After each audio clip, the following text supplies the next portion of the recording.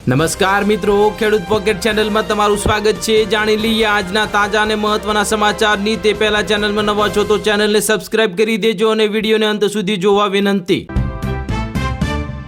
નમસ્કાર મિત્રો, સૌપ્રથમ સમાચારની વાત કરીએ તો ગુજરાતમાં ભારે ગાજવીજ સાથે કમોસમી વરસાદ પડશે, મોટી આગાહી જાહેર। વિગતે વાત કરીએ તો ગુજરાતમાં કાળઝાળ ગરમીના માહોલ વચ્ચે સૌરાષ્ટ્ર અને ઉત્તર ગુજરાતના કેટલાક વિસ્તારોમાં કમોસમી વરસાદ થયો છે। સાયક્લોનિક સર્ક્યુલેશન અને વેસ્ટર્ન ડિસ્ટર્બન્સ જેવી સિસ્ટમ સક્રિય થતાં જ રાજ્યના વાતાવરણમાં ફેરફાર જોવા મળી રહ્યો છે। આજે રાજ્યના 9 જિલ્લામાં ગાજવીજ સાથે માવઠાની આગાહી કરવામાં આવી છે।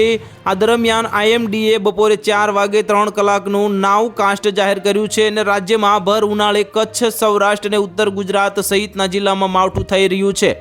ત્યારે આજે અરવલ્લી, મહીસાગર, દાહોદ, પંચમહાલ, છોટાઉદેપુર અને રાજકોટ, બોટાદ, અમરેલી, ભાવનગર જિલ્લાના છૂટાછવાયા સ્થળોએ ગાજવીજ સાથે હળવાથી મધ્યમ વરસાદની આગાહી કરવામાં આવી છે, જે ખેડૂતોને સાવચેતી પણ કરવામાં આવી રહ્યા છે। ત્યાર પછીના મહત્વના સમાચારની વાત કરીએ તો પેટ્રોલ ડીઝલના ભાવ નહીં વધે, ચૂંટણી પરિણામો બાદ સરકારની બાંયધરી આપવામાં આવી। વિગતે વાત કરીએ તો દેશમાં 5 રાજ્યોની ચૂંટણી બાદ પેટ્રોલ ડીઝલના ભાવ વધવાની અટકળો હતી, પરંતુ હવે ચૂંટણીના પરિણામો આવી ગયા પછી પણ સરકારે વધુ એક વખત બાંયધરી આપી દીધી છે। પેટ્રોલિયમ ચીજોમાં ભાવ વધારાનો કોઈ પ્રસ્તાવ નથી। મધ્ય પૂર્વના સંકટ વચ્ચે પણ સપ્લાય જાળવી રાખવામાં આવી રહી છે અને દેશમાં પર્યાપ્ત સ્ટોક છે। પેટ્રોલિયમ મંત્રાલયના અધિકારીઓએ એક આંતર મંત્રી સ્તરીય બ્રીફિંગ દરમિયાન દેશવાસીઓને ખાતરી આપી હતી કે મધ્ય પૂર્વની સ્થિતિ ગમે તે હોય, પરંતુ દેશમાં ઘરેલું અને ઈંધણનો જે ગેસનો પુરવઠો સંપૂર્ણપણે સ્થિર અને અવિરત રહેતો રહેશે। અને અધિકારીઓએ પુષ્ટિ કરી હતી કે રિટેલ આઉટલેટ પર કોઈ અછત રહેતી નથી અને પુરવઠો સામાન્ય છે। એક રસપ્રદ બાબત એ સામે આવી છે કે રાંધણ ગેસ માટેના ઓનલાઈન બુકિંગમાં મોટો ઉછાળો જોવા મળ્યો છે।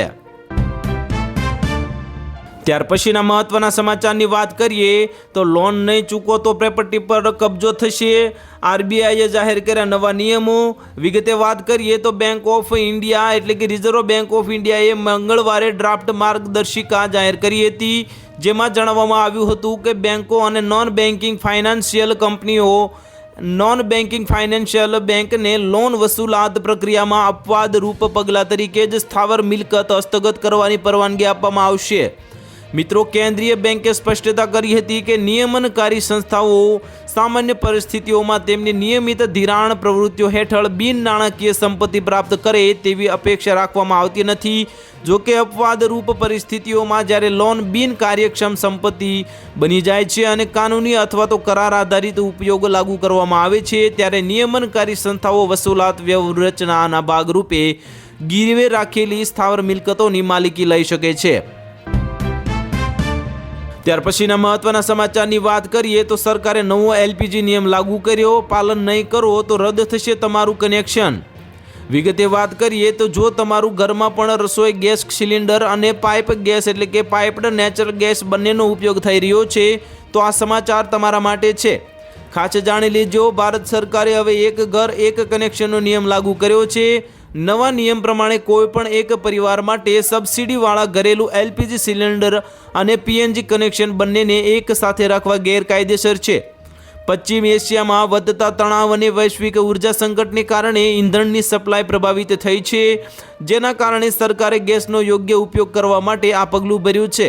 સરકારનો મુખ્ય ઉદ્દેશ સબસિડીવાળા એલપીજી સિલિન્ડરોની કાળાબજારી રોકવા માટે અને તે ખાતરી કરવાનો છે કે ગેસ સિલિન્ડર માત્ર તે જરૂરિયાતમંદ પરિવારો સુધી પહોંચે જ્યાં હજુ સુધી પીએનજી ગેસની વ્યવસ્થા નથી। જે લોકો બંને કનેક્શનનો એક સાથે ફાયદો ઉઠાવી રહ્યા છે તે પેટ્રોલિયમ અને પ્રાકૃતિક ગેસ મંત્રાલય દ્વારા જારી નવા આદેશ હેઠળ ઓઇલ કંપનીઓ અને ડિસ્ટ્રીબ્યુટર્સને સ્પષ્ટ નિર્દેશ આપવામાં આવ્યો છે કે પીએનજી વાળા ઘરોને નવું એલપીજી સિલિન્ડર જારી કે રિફિલ ન કરવામાં આવે।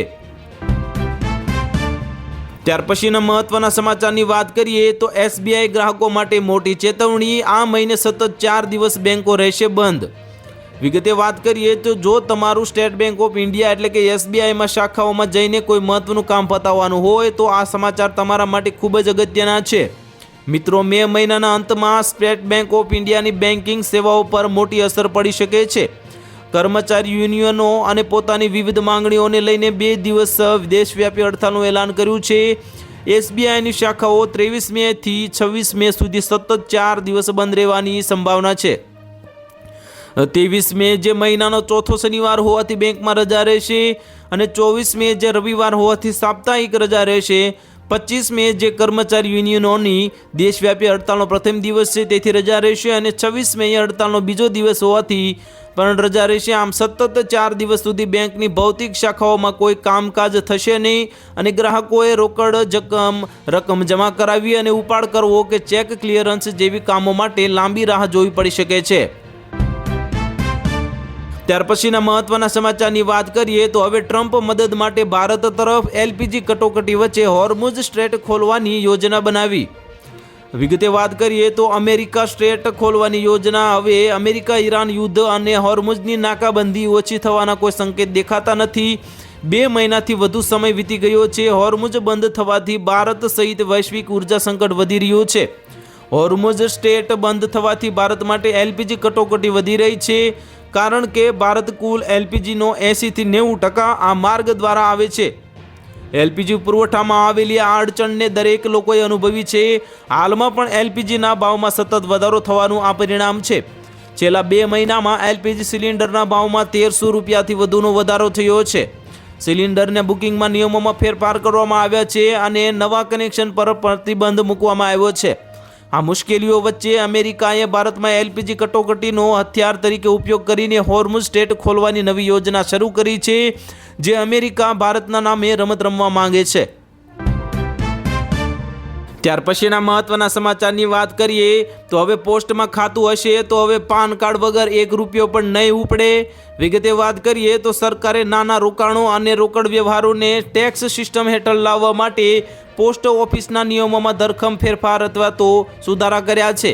આ ફેરફાર પાછળનો મુખ્ય ઉદ્દેશ સિસ્ટમને વધુ પારદર્શક બનાવવાનો અને શંકાસ્પદ વ્યવહારો પર નજર રાખવાનો છે. જો તમારી પાસે પાન કાર્ડ નથી તો તમારું કામ અટકી જશે નહીં, પરંતુ પ્રક્રિયા થોડી જટિલ બનશે, એટલે કે તમારે મુશ્કેલીનો સામનો કરવો પડી શકે છે. તમારે હવે ફોર્મ 97 ભરવું પડશે, જેમાં તમારી ઓળખ, સરનામું અને વ્યવહારની સંપૂર્ણ વિગતો આપવી પડશે. પોસ્ટ ઓફિસ આ ડેટાને પોતાના રેકોર્ડમાં સુરક્ષિત રાખશે. ટીડીએસના નવા નિયમોમાં મોટા ફેરફાર કરવામાં આવ્યા છે. વ્યાજ પર કપાતા ટીડીએસથી બચવા માટે અત્યાર સુધી વપરાતા ફોર્મ 15G અને 15H ને રદ કરવામાં આવ્યા છે. તેના બદલે હવે નવું ફોર્મ 121 લાગુ કરવામાં આવ્યું છે. હવે આ એક જ ફોર્મ તમામ રોકાણકારો માટે રહેશે, પરંતુ શરત એ છે કે જેની આવક ટેક્સ લિમિટથી જ ઓછી હોય તેમણે જ આ ફોર્મ દર વર્ષે જમા કરાવવાનું રહેશે. ત્યાર પછીના મહત્વના સમાચારની વાત કરીએ તો ગરમી પહેલાં જ મોંઘવારીનો ડામ, એસીના ભાવમાં 16% વધારીને તૈયારી. વિગતે વાત કરીએ તો ભીષણ ગરમી વચ્ચે હવે મધ્યમ વર્ગના ગ્રાહકોના ખિસ્સા પર વધુ ભાર પડવા જઈ રહ્યો છે. કાચા માલના વધતા ભાવ અને સરકારના નવા નિયમોને કારણે એર કન્ડિશનરના ભાવમાં પણ મોટો ઉછાળો આવવાની તૈયારી છે.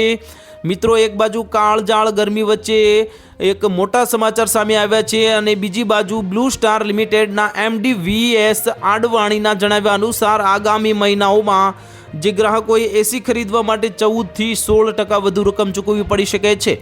મિત્રો, એસી ભાવમાં વધવા પાછળ મુખ્યત્વે ધાતુઓના ભાવમાં થયેલો વધારો જવાબદાર છે. એસીના ઉત્પાદનમાં વપરાતા તાંબુ એટલે કે કોપર, એલ્યુમિનિયમ અને સ્ટીલ જેવી મહત્વની ધાતુઓના આંતરરાષ્ટ્રીય ભાવ આસમાને પહોંચ્યા છે. ત્યારે કંપનીઓ પર મેન્યુફેક્ચરિંગ કોસ્ટનું દબાણ વધતા હવે આ બોજ ગ્રાહકો પર નાખવામાં આવશે. અડવાણીએ ઉમેર્યું છે કે ખર્ચમાં આ પ્રકારનો અસાધારણ વધારો છેલ્લે વર્ષ 2011માં જોવા મળ્યો હતો. ત્યાર પછીના મહત્વના સમાચારની વાત કરીએ તો પીએમ કિસાન યોજના 23મા હપ્તા અંગે કેન્દ્ર સરકારનું મોટું અપડેટ. વિગતે વાત કરીએ તો હવે સરકારે જણાવ્યું છે કે અત્યાર સુધીમાં ખેડૂતોને ખાતામાં 22 હપ્તાના નાણાં સફળતાપૂર્વક જમા થઈ ગયા છે અને હવે આગામી 23મા હપ્તો પણ ટૂંક સમયમાં રિલીઝ થઈ શકે છે. આ યોજના થકી સરકારે અત્યાર સુધીમાં લાખો ખેડૂતો અને ખાસ કરીને મહિલા ખેડૂતોને આર્થિક રીતે સદ્ધર બનાવવાનું કામ કર્યું છે. તમને જણાવી દઈએ કે ખેડૂતોની આવક બમણી કરવાના ખાસ ઉદ્દેશથી સરકાર દ્વારા આ યોજના ચલાવવામાં આવે છે. પ્રધાનમંત્રી કિસાનના સત્તાવાર એક્સ હેન્ડલ પરથી મળેલી માહિતી મુજબ અત્યાર સુધીમાં 22 હપ્તાની અંદર કુલ 4.28 લાખ કરોડથી વધુની માતબર રકમ સીધી ખેડૂતોના ખાતામાં પહોંચાડવામાં આવી છે. આમાં સૌથી સારી વાત એ છે કે આ યોજનાનો લાભ હવે 2.17 કરોડથી વધુ મહિલાના ખેડૂતો સુધી પણ પહોંચ્યો છે અને મહિલા લાભાર્થીઓના ખાતામાં અત્યાર સુધીમાં 1.10 લાખ કરોડથી વધુની રકમ ટ્રાન્સફર કરવામાં આવી ચૂકી છે। ત્યાર પછીના મહત્વના સમાચારની વાત કરીએ તો યુપીઆઈ ટ્રાન્ઝેક્શનમાં ઘટાડો, ભારતીયો હવે ડિજિટલ પેમેન્ટથી કંટાળ્યા। વિગતે વાત કરીએ તો ભારતમાં ડિજિટલ ક્રાંતિના પર્યાય સમાન બનેલા યુપીઆઈને લઈને ચોંકાવનારા આંકડા સામે આવ્યા છે। માર્ચ 2026માં ઓલ ટાઈમ હાઈ રેકોર્ડ બનાવ્યા બાદ એપ્રિલ 2026માં યુપીઆઈ ટ્રાન્ઝેક્શનમાં સાધારણ ઘટાડો નોંધાયો છે। આ ઘટાડાએ આર્થિક નિષ્ણાતો અને સામાન્ય જનતાના એક નવી ચર્ચા છેડી દીધી છે કે શું ડિજિટલ પેમેન્ટની સંતૃપ્તિ આવી ગઈ છે, એટલે કે શું હવે આ લોકો યુપીઆઈ પેમેન્ટથી કંટાળી ગયા છે। તો માત્ર યુપીઆઈ જ નહીં, અન્ય સેવાઓ પણ શું ડિજિટલ પેમેન્ટના અન્ય માધ્યમોમાં પણ આવી જ સ્થિતિ જોવા મળી છે।